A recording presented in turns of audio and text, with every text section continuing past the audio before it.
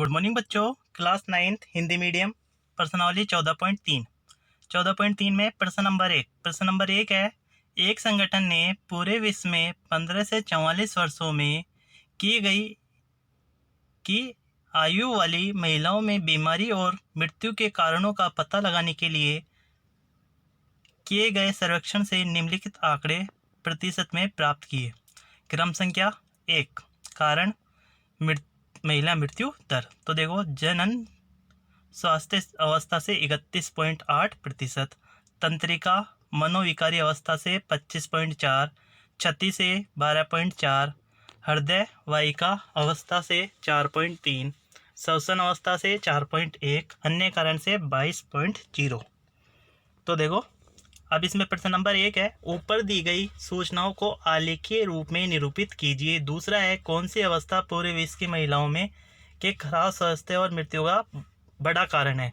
तीसरा है, अपनी अध्यापिका की सहायता से ऐसे 2 कारणों का पता लगाने का प्रयास कीजिए जिनकी ऊपर पॉइंट नंबर 2 में मुख्य भूमिका रही हो। तो देखिए इसका हल। कोई भी पैमाना लेकर क्षैतिज अक्ष पर कारणों को निरूपित करते हैं। सभी दंड समान चौड़ाई के होने चाहिए और उनके बीच समान दूरी हो। महिला मृत्यु दर प्रतिशत को ऊर्ध्वाधर अक्ष पर निरूपित करते हैं। क्योंकि अधिकतम दर प्रतिशत 31.8 है, इसलिए पैमाना एक मात्रक बराबर 5% ले सकते हैं। तो देखिए, 2 अक्ष होते हैं, आपको प्रश्नावली 3 में भी बताया, एक्स अक्ष और वाई अक्ष। तो एक्स अक्ष पे तो लेते हैं कारण और वाई अक्ष पर लेंगे महिला मृत्यु दर और पैमाना लेंगे। एक लाइन बराबर हो जाएगा 5 दूरी, 0, 5, 10, 15, 20, 25, 30, 35। अब देखो, पहले नंबर पे जनन स्वास्थ्य अवस्था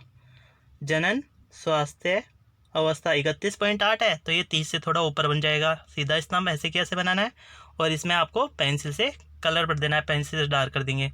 दूसरा है तंत्रिका मनोविकारी अवस्था, यह है 25.4, तो 25 से थोड़ा सा ऊपर हो जाएगा, इसको भी पेंसिल से भरना है कलर। फिर तीसरा क्षति कितनी है, 12.4, तो 12.4 पे मतलब 10 से ऊपर, 10 और 15 के बीच में कर देंगे। ऐसे ही हृदय वाहिका अवस्था 4.3, तो 5 से थोड़ा नीचे। श्वसन अवस्था 4.1, ये भी 5 से थोड़ा नीचे। अन्य कारण 22%, तो अन्य कारण 22% मतलब 20 से थोड़ा ऊपर। फिर देखो, पहला क्वेश्चन था इसमें, ऊपर दी गई सूचनाओं को आलेख रूप में निरूपित कीजिए, हो गया। दूसरा, कौन सी अवस्था पूरे विश्व की महिलाओं में खराब स्वास्थ्य का और मृत्यु का बड़ा कारण बनी। तो जनन स्वास्थ्य से अवस्था पूरे विश्व की महिलाओं के खराब स्वास्थ्य और मृत्यु का बड़ा कारण है, क्योंकि अधिकतम मृत्यु दर 31.8 इसी अवस्था में है। सबसे अधिक कौन सी में है, जनन स्वास्थ्य सेवा में ही है, तो ये सबसे बड़ा कारण है। फिर तीसरा क्वेश्चन था इसका, अपनी अध्यापिका की सहायता से ऐसे 2 कारणों का पता लगाने का प्रयास कीजिए जिनकी ऊपर 2 में मुख्य भूमिका रही हो। तो देखो, कौन कौन से कारण, चिकित्सा की सुविधाओं का अभाव और सही चिकित्सा पद्धति की कम जानकारी पूरे विश्व की महिलाओं के खराब स्वास्थ्य और मृत्यु का बड़ा कारण है। फिर देखो प्रश्न नंबर 2। अब प्रश्न नंबर 2 है, भारतीय समाज के विभिन्न क्षेत्रों में प्रति 1000 लड़कों पर लड़कियों की निकटतम 10 तक की संख्या के आंकड़े नीचे दिए गए हैं। निकटतम 10 तक। तो देखो, क्षेत्र अनुसूचित जाति में 940, अनुसूचित जनजाति में 970, गैर अनुसूचित जाति जनजाति में 920, पिछड़े जिले में 950, गैर पिछड़े जिले में 920, ग्रामीण में 930, शहरी में 910। तो देखो, इसमें क्या क्या बोला है इसने। पहला है, दी गई सूचनाओं को एक दंड आलेख द्वारा निरूपित कीजिए। दूसरा है, कक्षा में चर्चा करें, बताइए कि आप इस उल्लेख में कौन कौन से निष्कर्ष निकाल सकते हैं।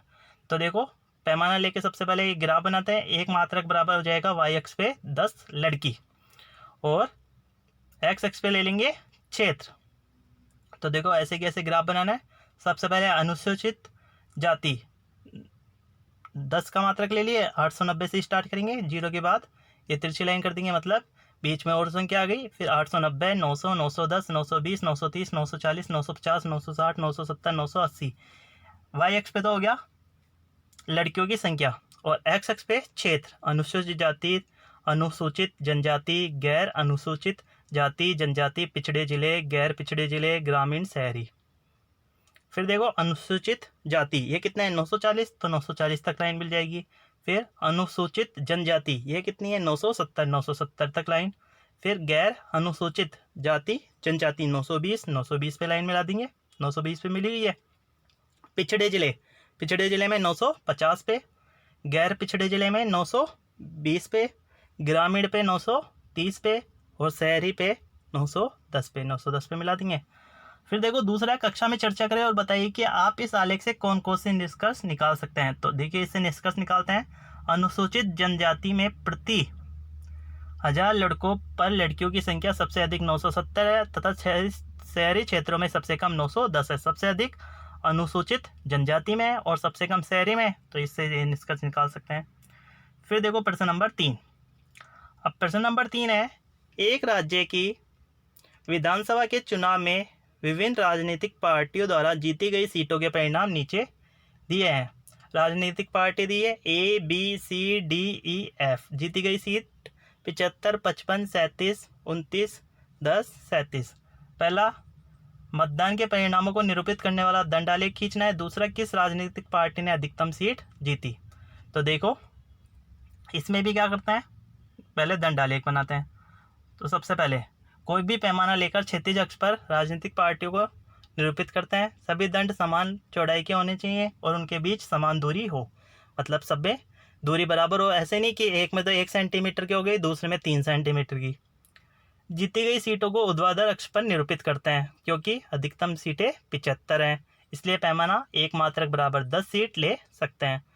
इसका मतलब ये हुआ सीटों की संख्या तो आपको लेनी है वाई एक्स पे और राजनीतिक पार्टियां एक्स एक्स पे।